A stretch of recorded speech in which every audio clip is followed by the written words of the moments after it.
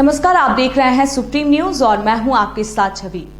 Supreme news के programme रूबरू में खास बातचीत दरगाह के खादिम फरीद महाराज से।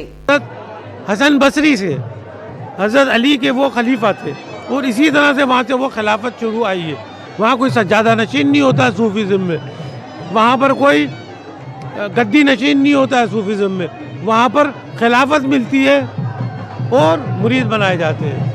और वहाँ नस्ल से नहीं होता है, वहाँ पर काबिलियत से होता है, मेरिट जिसको कहते हैं।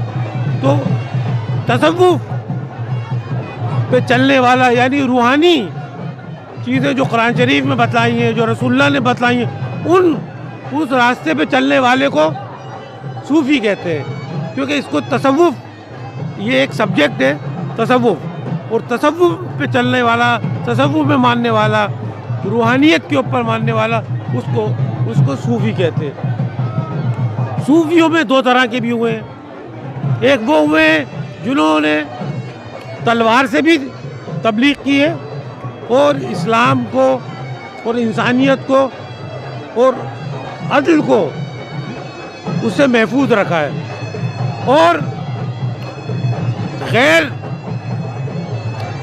यानी कि जिहादी तरीक़े से, जिहाद नफ्स के लिए ज़रिए और अमन के ज़रिए उससे भी करा है। फिर दूसरा है जिन्होंने सिर्फ और सिर्फ अहिंसा, नॉन वायलेंस के तरीक़े से रूहानियत फैलाई है। और ज़्यादातर सूफ़ी जो होते हैं वो अपने आप को छुपा के रखते हैं, ज़ाहिर नहीं करने देते, और अपने आप को कहते नहीं है कि हम सूफ़ी हैं। अगर जो सूफ़ी कहे, एक बहुत बड़ा आलिम है इस वक्त मौजूद, यूसुफ हमज़ा, उसने अपनी एक स्पीच में कहा कि जो सूफ़ी कहे वो सूफ़ी नहीं है। सूफ़ी अपने आप को कभी ज़ाहिर नहीं करता। सूफ़ी लोगों में रहता है, अपनी ज़िंदगी नॉर्मल इंसान की तरह गुजारता है, मगर उसके 3-4 काम बड़े ज़रूर हैं। सबसे बड़ा उसका काम है इखलाकियात, एथिक्स, मॉरल।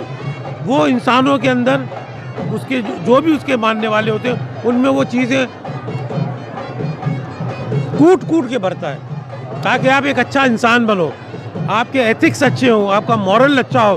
क्योंकि माशरा जो है, सोसाइटी, वो इंसानों से बनती है। अगर आपका इखलाक अच्छा नहीं है, आपके एथिक्स अच्छे नहीं है, आपके मॉरल अच्छे नहीं है, तो वो सोसाइटी जो है, वो माशरा जो है, वो समाज जो है, वो ढह जाएगा। तो सबसे पहली चीज़ तो ये सिखाता है। वहाँ पर दरवेश, फ़कीर, फ़ुक़रा वहाँ बैठा करते थे और उनको अहले सुफ़्फ़ा कहलाते थे। वो लोग रसूलुल्लाह सल्लल्लाहु अलैहि वसल्लम के ही घर से जो लंगर होता था उसी के ऊपर पढ़ते थे, अल्लाह की इबादत करते थे, अल्लाह का क़ुर्ब हासिल करते थे रसूल के क़ुर्ब के साथ। करीब होना, क़ुर्ब कहते हैं, करीब होना। तो यही चीज़ चल रही थी। उन सबके जो कहते हैं ना पेशवा, रसूलुल्लाह के बाद हज़रत अली बिन अबी तालिब थे। तो सिलसिला सूफिया इसीलिए हज़रत अली से चला है, इमाम अली से। आपने कुरान शरीफ में 2 तरह की चीज़ें हैं। एक तो वो है जो ज़ाहिरी बातें हैं, आम आदमी को सबको समझ में आ जाती है। एक है बातिनी, जो सीक्रेट होती है, जिनको समझने के लिए एक उस्ताद की ज़रूरत पड़ती है, एक शेख की ज़रूरत पड़ती है, और आजकल की ज़बान में पीर कहते हैं। तो हज़रत अली अलैहिस्सलाम ने अपने उन फॉलोअर्स को वो चीज़ें सिखाई जो उन्होंने रसूलुल्लाह सल्लल्लाहु अलैहि वसल्लम से सीखी थी, कि जो रूहानी बातें होती हैं। एक तो ज़ाहिरी बातें, जो रूहानी बातें थी वो उन्होंने रसूलुल्लाह से सीखी, और अपने मानने वाले, अपने चाहने वाले, अपने मुरीदों को या अपने स्टूडेंट्स को उन्होंने वो चीज़ें सिखाई।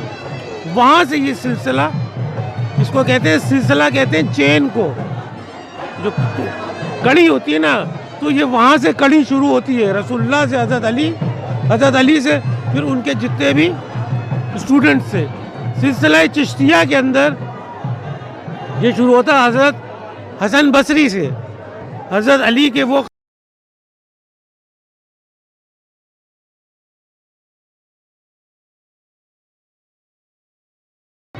دوسری چیز یہ سکھاتا ہے کہ آپ ایک اچھے انسان بن کے انسانی حقوق کا دفاع کریں، اس کے لیے آپ لڑیں، اس کے لیے آپ سٹرگل کریں، اس کے لیے آپ جہاد کریں.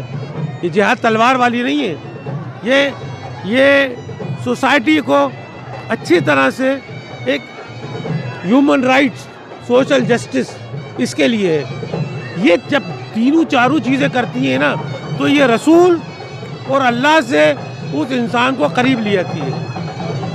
اچھا، صوفیوں میں کچھ لوگ ہیں جو موسیقی کے اندر ہیں، کچھ لوگ جو ہیں موسیقی کے ساتھ نہیں ہیں. موسیقی والوں کا یہ ہے کہنا ہے کہ یہ عین سنت ہے، اس میں کوئی وہ دو رائے نہیں ہے کہ یہ صحابہ کے زمانے میں بھی سنت تھی کہ لوگ موسیقی، وہ والی موسیقی نہیں ہے جس سے آپ کے جو را ایموشنز جو ہوتے ہیں نا وہ غلط راستے پہ لے. یہ وہ موسیقی ہے جو آپ کو اللہ کے قریب لے جائے. موسیقی ایسی چیز ہے جو دل کو پگھلاتی ہے.